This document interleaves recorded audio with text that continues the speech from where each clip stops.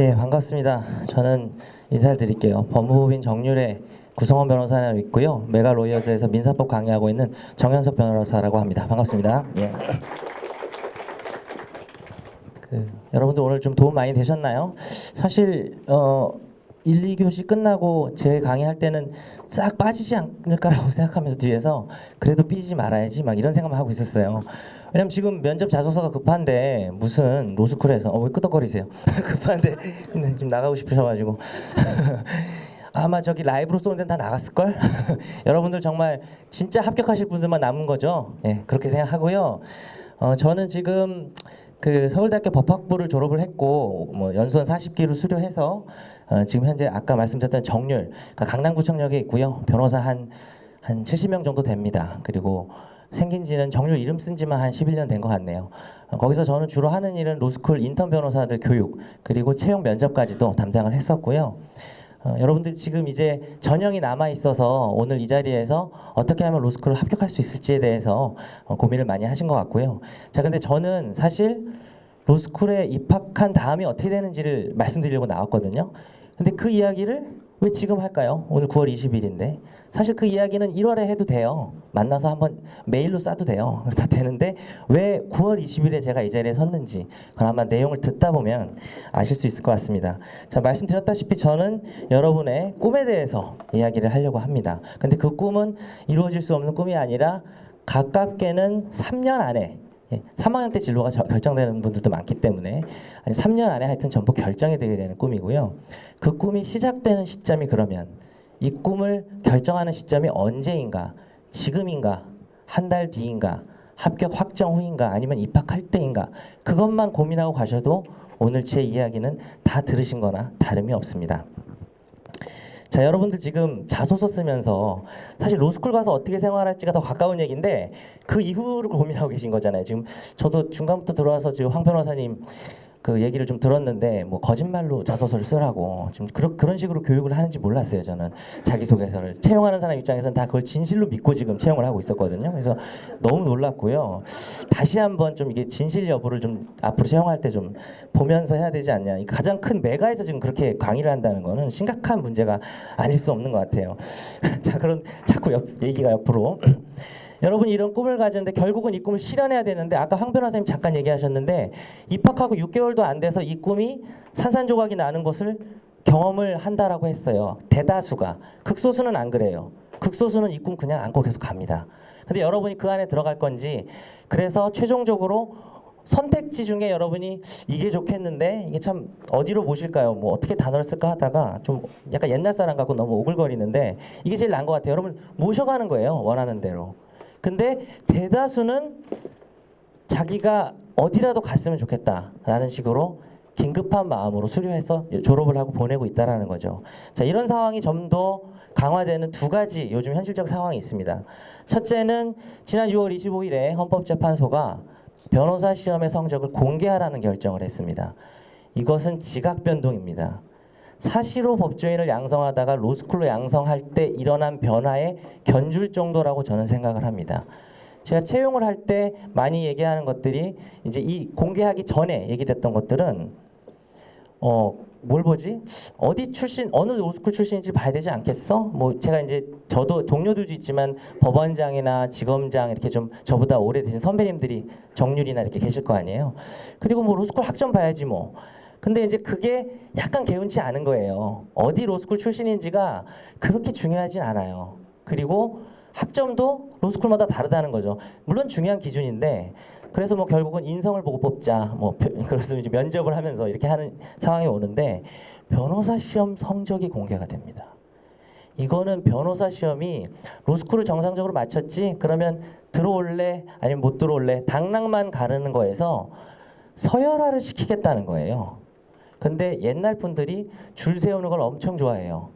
옛날 판사님들 그런 농담인지 진담인지 저는 거의 진담이라고 알고 있는데 연수원 성적 순으로 앉아서 밥 먹는데요. 1등부터.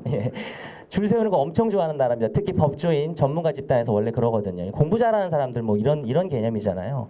근데 줄을 세울 수 있게 된 거야. 얼마나 좋아하시겠어요. 그래서 이것이 여러분의 채용에 있어서 절대적인 가장 중요한 기준이 될 거라고 단언할 수 있고요. 검찰, 로클록도 현재 지금 임용 기준이 있는데 이 부분이 어떻게 반영될 건지 제가 지금 단정할 수는 없지만 상당히 중요한 영향을 미칠 거라는 것은 현재의 어떤 객관적인 관측입니다. 자, 그런데 두 번째 상황은 기사 많이 보셨죠? 날짜를 보세요. 어제 날짜입니다. 이건 그저께고요. 튀어야 산다. 의뢰인 찾기 나선 변호사들. 이게 모 변호사님 때문에 기사가 됐는데 너 고소 이렇게 해가지고 그게 이제 자기 사무실 앞에 붙이셨잖아요. 그분이 선배님이신데 참 존경을 해야겠죠. 어쨌든 근데 이 변호사님 얘기하려고 나온 게 아니라 실제 변호사들이 요즘 이렇게 하고 있다는 거예요. 그리고 가격 경쟁 내몰리는 변호사 2만 명 시대. 보수 깎여도 말 못하는 변호사들. 말은 합니다. 깎이면 제가 뭐라고 해요. 그리고 싸우다가 결국에 양보하고 뭐 이런 경우가 좀 생겨요. 실제. 그리고 부의 상징인 변호사? 이거 물음표 너무 기분 나쁘네요. 나 부의 상징이라고 말한 적도 없는데 자기들이 부의 상징인 변호사? 치열한 경쟁의 생계 걱정. 아주 자극적인 제목들이 하루가 멀다 하고 나오고 있습니다. 수입료 가격 비교, 변호사 쇼핑 시대. 열받아서 더 못 보겠네요. 최저가 경쟁하고 막. 예. 자, 그래서 이런 상황입니다. 그러면 크게 두 가지 말씀드렸죠. 변호사 시험 성적이 공개가 돼서 서열화될 것이고 변호사 시장은 어려워지고 검찰이나 판사를 가도 계속해서 올라갈 게 아니면 중간에 옷을 벗고 나와야 되잖아요. 근데 요즘 전관이 전관 같지가 않아요. 5년, 10년 판사 검사하다 나와서 팔이 날리고 계신데요. 예. 그렇다면 이 경쟁에서 어떻게 우리가 좋은 곳을 채용이 되고 또 자기의 어떤 역량을 펼쳐나갈 수 있는가라는 것은 결국 여러분이 로스쿨에서 잘해야 돼요. 그 방법밖에 없어요. 그런데 그러면 로스쿨이 어떻게 이루어지나 로스쿨 현실에 대해서 잠깐 말씀드리자면 제가 나름대로 존경하는 실무가 출신 로스쿨 교수님 계세요.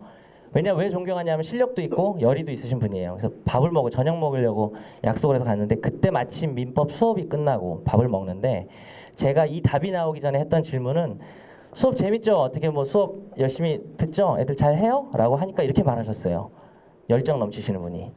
어차피 아는 애들은 알고 모르는 애들은 모를 수밖에 없다네. 이건 누가 썼냐? 이 말투가 너무 교수님 말투네요. 자, 이렇게 말한 건 아니고 야 어차피 아는 애들 알고 모르는 애들 몰라. 이렇게 말씀하셨어요. 근데 너무 놀랐어요. 그냥 원래 성격이 그런 사람이면 그러려니 하는데 정말 하나하나 기초 막 알려주려고 되게 애쓰시는 분인데 포기하고 있다라는 거예요.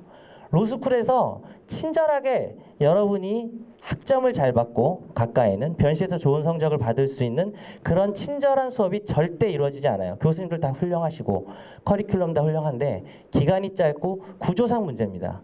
이건 어떻게 해결이 안 된다는 거예요.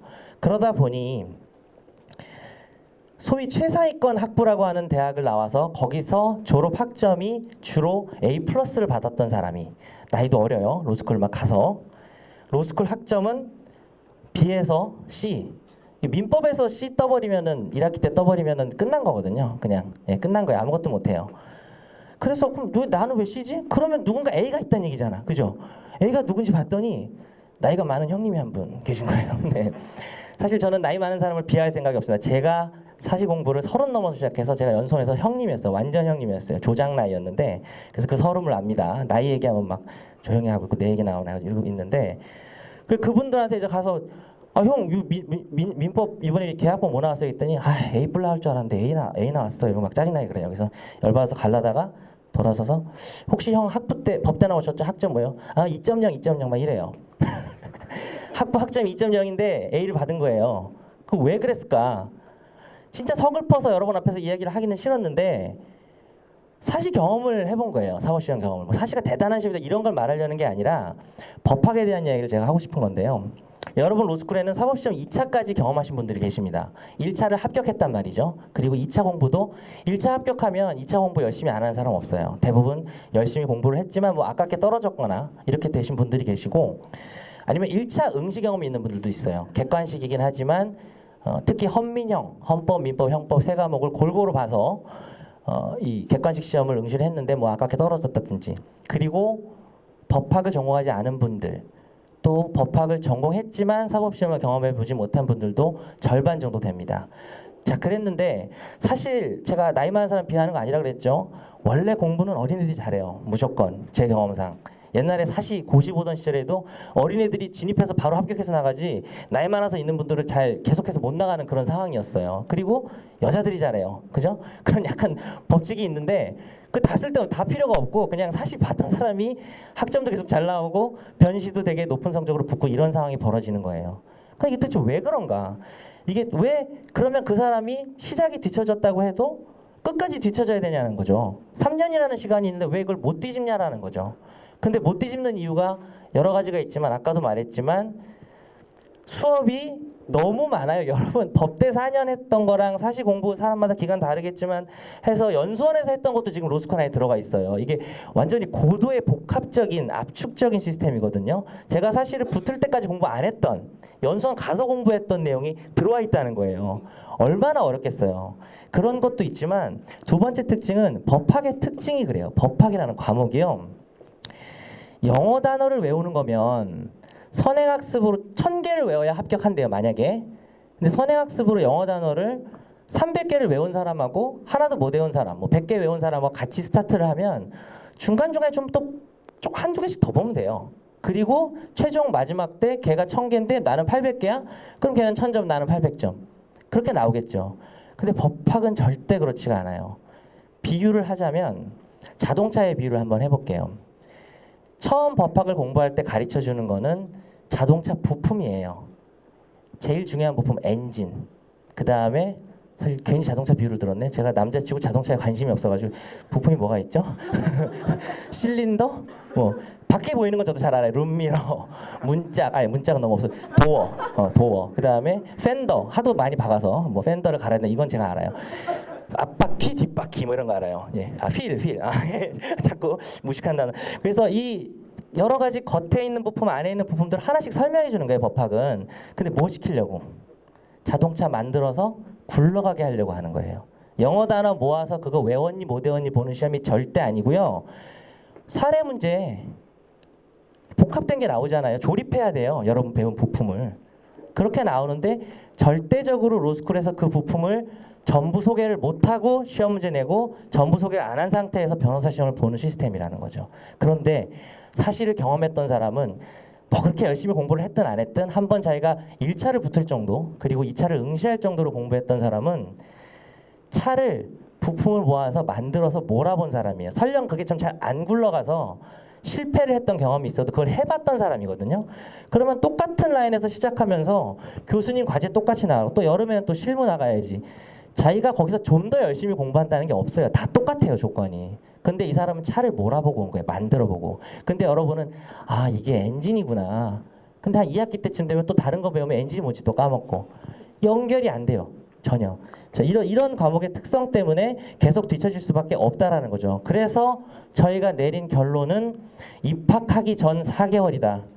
저희가 메가 로이어스 그리고 메가 로스쿨 저를 포함해서 단언할 수 있는 이야기는 입학하기 전 4개월에 여러분은 그 로스쿨에 입학해서 경쟁해야 될 사실 그 사실을 경험했다거나 여러분보다 이미 자동차를 만들고 운전해본 경험이 있는 사람과 같은 상태로 만들어 놓겠다. 4개월 동안에.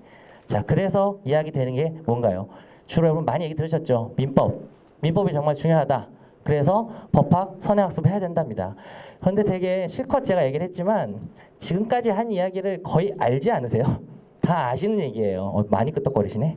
그래서 좀 앞에 있는 사람은 좀 생각을 해주시면 좋은데 몰랐던 사람도 있는 것 같아요. 약간 멍하게 있는 사람도 좀 있는 것 같은데 다 들었던 얘기예요. 그래서 뭐 선행학습 하면 되죠. 자, 그럼 이 이야기는 사실 1분이면 얘기할 수 있는 건데 사실 제가 이렇게 길게 끌어서 얘기했던 것 중에 복선이 있습니다. 뭐냐? 그럼 여러분이 선행학습 하려면 어떻게 해야 돼요? 선배들한테 물어보세요. 가서. 그러면 어떻게 선행학습 했다는지 얘기를 해줄 거예요. 그러면 그분들이 1기, 2기, 3기, 4기, 5기, 6기까지 7기까지 선행학습을 했던 걸 소개를 해줄 겁니다. 그래서 대부분 소개가 되고 하는 강의들이 어떤 특징이 있는지 알려드리고 그리고 그것과 다른 선행학습은 어떤 게 있고 그럼 어떤 걸 선택할 건지 이야기를 하고 마치면 될 것 같아요. 지금부터는 여러분이 잘 모르는 이야기일 수 있어요. 사법시험 1차를 위한 교재나 강의를 선행학습으로 이용하고 있습니다. 왜 1차일까요? 2차가 1차보다 먼저니까. 진짜 단순하게 그래요. 그런데 1차는 객관식이에요. 여러분 상식적으로 알아두셔야 될 게 사실 1차는 객관식이고 거기서 애들 떨궈서 2차는 사례형으로 보는데 변식은 어떻게 봐요? 한꺼번에 보죠. 통합해서 객관식하고 사례형하고 그리고 심지어는 기록형까지 약간 연수원 스타일로 그렇게 보는데 왜 변시가 사시보다 그런 면에서 우월하냐 하면 사시의 잘못된 점은 뭐였냐면 1차를 통해서 일단 애들을 떨궈야 됐어요. 제가 뭐 비판하려는 게 어쩔 수 없었겠지만 최대한 애들 걸러내고 이제 여기서 본 게임 하자. 본 게임은 사례예요, 사실. 그러려다 보니 객관식 문제는 어떻게 냈는지 아세요? 정말 지저분하게 냈어요. 그래서 심지어는 신림동에서 예전에 저 1차 공부할 때 어떤 강사님들은 지저분한 문제 특강 뭐 이런 식으로 해요. 제목이 그건 아닌데 그러니까 판례 대법원 공보 불개제 판례 특강 막 이런 거래요. 대법원에 공보도 안 된 것만 모아서 혹시 나올지 몰라 이러면서 그런 식의 공부 요즘에 안 하거든요. 변시에서.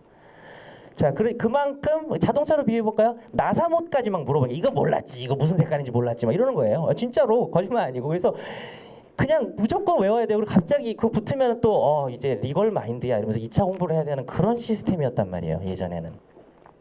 자, 그러다 보니 사법시험 1차를 위한 교재와 강의는 엄청난 분량의 교재에다가 보충 자료까지 나눠주고 강의가 몇 시간일 것 같아요? 150시간이에요. 140회. 그러면 하루에 3시간 듣는 것도 되게 빡세요. 여러분 3시간 동안 전혀 외국어 듣는 거예요, 지금. 뭐 거기 나오는 단어 중에 아는 단어 수탁 보증인 뭐 혜태 뭐 다른 혜태는 뭐 과자라고 생각하고 아는 단어가 뭐가 있겠어요. 그래서 그거를 3시간을 들으면 150 나누기 3은 누가 좀 해주실래요? 한 50일을 들어야 되죠, 하루에. 그러면 주말은 적어도 놀자.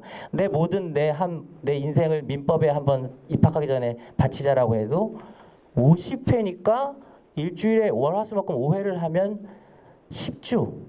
그런데 중간에 인간인 이상 저녁에 약속이 있고 뭐하고 복습을 못하고 하다 조금이라도 밀리면 석 달이 넘어가요. 내일 가서 하셔야겠네. 시작해야겠네. 내일 가서 바로. 그러면 입학할 때 끝나겠네. 그래서 아싸 이러고 들어가는 거죠. 그래서 이렇게 하다 보니까 아까 그 부품 비유로 가자면 엔진을 배운 게 2달 전이야. 근데 지금 오늘 바퀴를 배운 다음에 그걸 결합을 해야 되는데 진짜 엔진이 생각이 안 나는 거예요. 내용이 뭔지. 기간이 길어지고 부품을 늘어놓고 나사모까지 보다 보니까 연결이 안 돼서 엄청난 딜레마에 빠지게 되는 것이죠. 그리고 기존의 그 선행학습이라는 것들이 이제 신림동에서 하는 강의가 과연 어떤 사람이 하는지도 생각을 할 필요가 있다. 그 과목만 그냥 이렇게 전공을 해서 전공을 하거나 아니면 전공을 안 했어도 몇 년째 계속된 강의를 그냥 암기해서 좀 반복하는 형태는 아니냐. 과연 변호사가 실무에서 요즘 변호사 시험은 민사소송법하고 민법이 같이 나오잖아요. 그러니까 실무에서 어떻게 움직이는지를 보여주려는 건데 과연 그것들을 통합해서 강의를 할 수 있는 사람이 하는가라는 것도 생각을 하셔야 될 것 같고 너무 자세하게 얘기하면 좀 그런 것 같아서 이건 넘어가겠습니다. 그래서 이런 식으로 기존의 선행학습이 이루어지다 보니 거기서 나오는 폐해가 뭐가 있냐 이제 빨리 나와도 될 것 같아요. 제가 장담합니다. 오늘 여러분께 장담할 수 있는 게 하나 있어요. 그런 식으로 봐서는 절대로 전체를 못 읽고 들어갈 거예요. 단 한 명도. 민총, 물권, 채총, 채각 4개로 나누는데 민총만 읽고 들어가는 사람이 대부분이고요. 아니면 뭐 조금 열심히 하는 사람은 4파트 중에 한 2파트 정도 읽고 가는데 그렇게 되면 진도에 공백이 생겨요. 그러겠죠? 부품 중에 여러분이 모르는 부품이 생겨요. 그러면 시동이 안 걸려요. 연결이 안 된다는 거죠. 그리고 난 미쳤어. 난 무인도로 가서 그냥 절에 들어가서 그걸 다 볼 거야. 다 봤다고 쳐도 완독을 하더라도 뭐 이 내용보다도 오히려 사실 그래도 연결 안 돼요. 그게 더 중요해요. 저는 사실. 왜? 완독하는데 3달 걸렸을 거 아니에요. 무슨 연결이에요? 어제 본 것도 기억 안 나는데 그렇게 되는 거죠.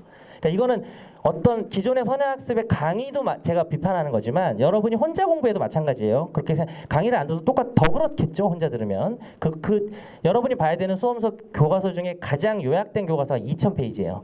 예, 사람 그걸로 때리면은 크게 다칠 정도로 두껍다는 거죠. 자, 그리고 모든 나사모까지 소개를 하다 보니까 로스쿨이나 변시에 필요한 내용을 선별하는 게 불가능하다는 거죠. 그런 강의는.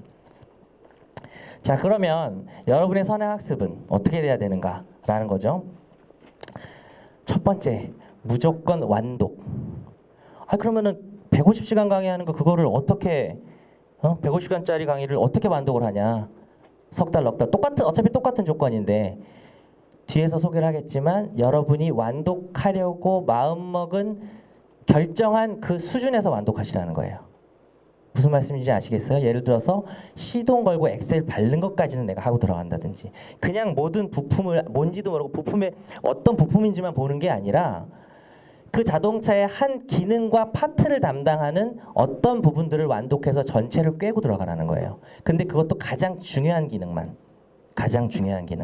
그래서 그것이 어떤 수준에서 결정될 것인지는 추후에 고민을 해봐야겠지만, 여러분이 결정한 목표 내에서 하나의 체계는 완성하고 들어가야 된다는 겁니다. 두 번째, 두 가지를 말씀드린 건데, 선행학습하면 뭐예요?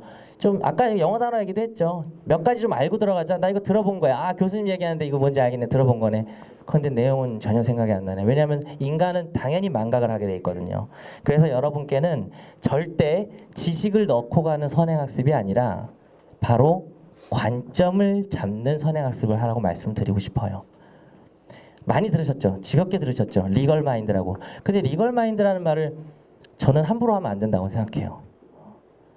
리걸 마인드라는 게 정말 경험해 보지 않으면, 아, 문제가 생겼어, 뭐 길거 예전에 그 제가 얼마 전에 TV 인터뷰도 했었는데, 그 영재발굴단에 그 10살짜리 선호라고 그 친구 막 생활 판결 내리고 가면서 무단횡단했어? 그럼 너는 얼마 뭐 이런 거 하는데, 그 친구는 되게 훌륭한 친구예요. 지금 애기니까 제가 그냥 얘기하는 건데, 그래 여러분이 면접 보면서 뭐 문제 주어지면 법적으로 한번 생각해보고, 이게 리걸 마인드가 아니에요, 절대.